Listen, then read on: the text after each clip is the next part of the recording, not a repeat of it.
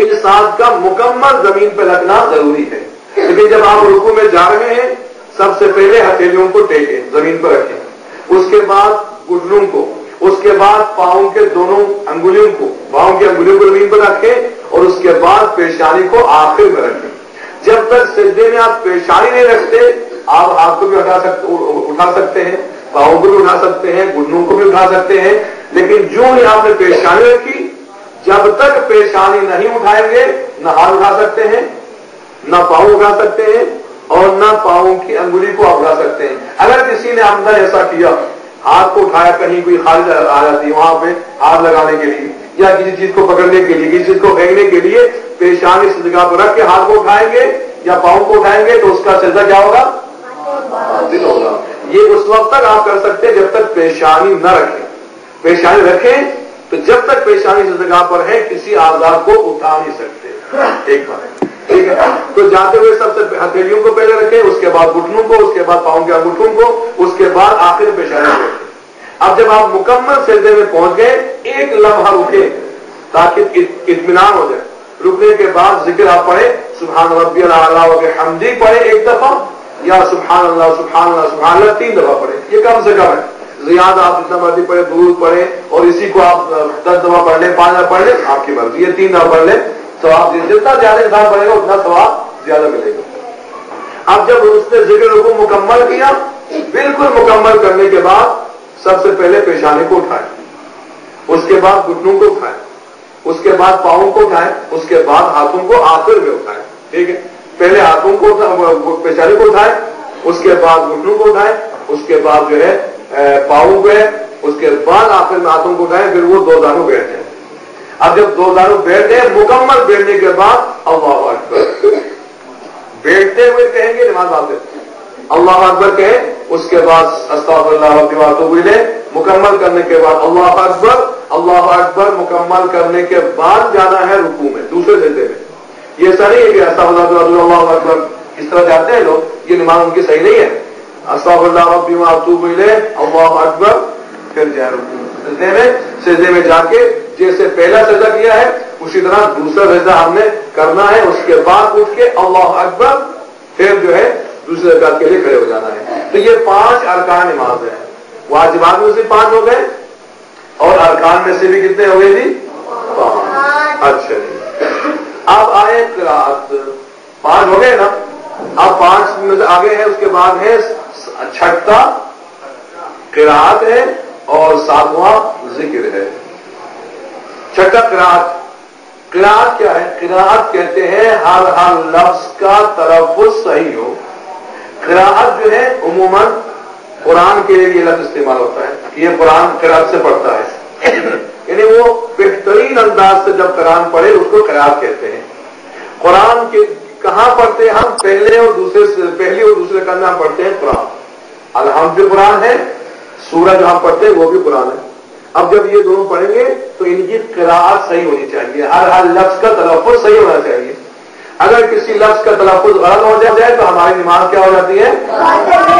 اور یہ ایک بات ذہن میں رکھیے کہ قراءت اگر ہمیں پتہ نہیں ہے, کوئی لفظ ہم غلط پڑھتے ہیں تو ہم پر واجب ہے کہ ہم قراءت سیکھیں, ہر لفظ کا تلفظ سیکھیں تاکہ ہم قرآن اور نماز کم از کم ہماری نماز صحیح ہو جائے.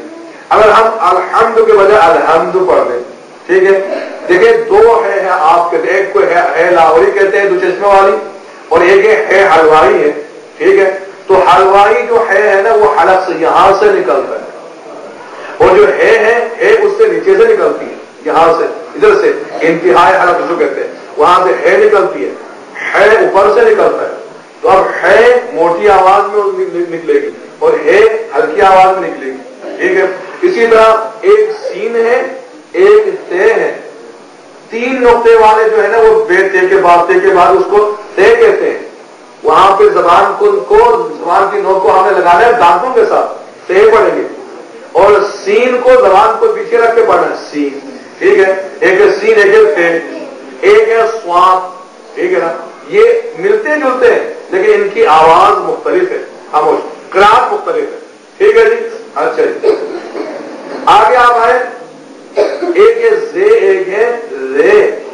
اب رے پڑھیں گے तो जबान की नोक को दांतों से लगाएगी। अभी आपने प्रैक्टिकल नहीं करना, जो मैं बता रहा हूँ वही सुनो, ठीक है। एक है जे, जबान को पीछे रख के हमने निकालना है, जे, एक है जे, ठीक है। तो इनका हर लफ्ज का तलफ्फुज जब तक सही नहीं होगा हमारी नमाज सही नहीं, क़िराअत सही नहीं होगी। तो क़िराअत बहुत जरूरी है। अगर किसी की क़िराअत सही नहीं है उसके पीछे हम नमाज नहीं पढ़ सकते। तो जब आप बाजमात में नमाज पढ़नी है तो उसकी क़िराअत हर लफ्ज का तलफ्फुज सही, हर लफ्ज का तलफ्फुज सही होना चाहिए, ठीक है जी। अच्छा जी, ये एक बात। अब यहां पर एक और चीज है, वो ये है, एक है बिलजहर, एक है बिल इख्फा। एक क्या है? बिलजहर, एक है बिल इख्फा। ये क़िराअत के मुझसे मुतालिक है, जिक्र से मुतालिक नहीं। बिलजहर वो है कि हमने ऊंची आवाज से पढ़नी है, बिल इख्फा वो है कि हमने आहिस्ता पढ़ना है, एक ऊंचा पढ़ना है, एक आहिस्ता पढ़ना है। मर्द 3 नमाजों की पहली 2 रकातों को ऊंची आवाज से पढ़ना मर्द पर वाजिब है।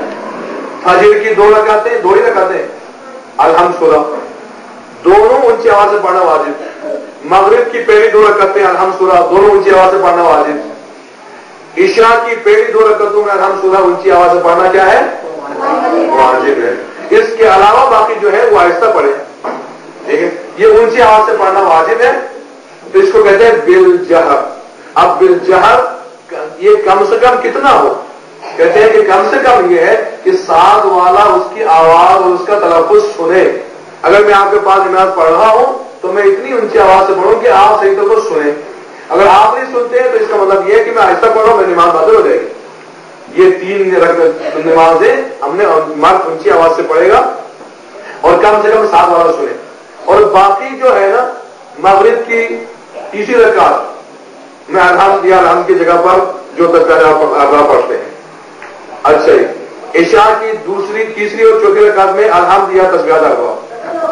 ज़ोहर असर पूरी, ठीक है, चारों की चारों नमाजें अल्हम्दुलिल्लाह या 2 रकात जो बाद में हम पढ़ते हैं वहां पे सिर्फ अल्हम्द पढ़ ले या तस्बीह अरबा पढ़ ले। ये मर्द औरत दोनों पर वाजिब है कि वो आहिस्ता पढ़े। आहिस्ता की मिक़दार क्या है? ये है कम से कम वो खुद तो सुने। मैं कुछ पढ़ रहा हूं तो मैं तो सुनूं ना कि मैं क्या पढ़ रहा हूं। हर लफ्ज का तलफ्फुज सही हो कि मैं खुद सुनूं दूसरा ना सुने, मैं खुद सुनूं दूसरा ना सुने, ये है इख्फा आहिस्ता।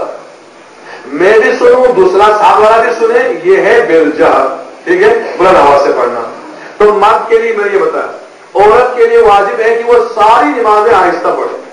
सारी नमाजें क्या पढ़े? वो आहिस्ता। लेकिन 3 जगहों पर औरत बुलंद आवाज से पढ़ सकती है। कितनी जगहों पर? पहली जगह तन्हाई में कोई नहीं, अकेली औरत है, वहां पे वो जो मर्द पर बुलंद आवाज से पढ़ना वाजिब है वही नमाजें औरत भी बुलंद आवाज से पढ़ सकती है, वाजिब नहीं है, पढ़ सकती है। 1 नंबर 2, उसके सिर्फ महरम ही महरम है, उसका शौहर है, उसका बाप है, उसका दादा है, उसका नाना है, उसका चचा है, उसका ताया है, उसके भाई है, उसके बेटे हैं, ये उसके महरम है ना। महरम उनको कहते हैं जिनसे शादी नहीं हो सकती, जिनसे शादी नहीं हो सकती उनको क्या कहते हैं? महरम, ठीक है। अच्छा, उनके सामने है और कोई गैर महरम नहीं है तो वहां भी वो जो मर्द ऊंची आवाज से पढ़ना वाजिब है मर्द पर, वो ऊंची आवाज से पढ़ सकती है। 2 जगह। तीसरी जगह जो है वो है जहां औरतें ही औरतें हैं, मर्द नहीं है, वहां औरतें ही औरतें हो, कोई और नामहरम नहीं है, तो वहां भी औरत वो नमाजें जो मर्द पर ऊंची आवाज से पढ़ना वाजिब है, औरत भी ऊंची आवाज से पढ़ सकती है। इसके अलावा औरत पर वाजिब है कि हर जगह सारी नमाजें आहिस्ता पढ़े, बुलंद आवाज से ना पढ़े। ये एक मसला।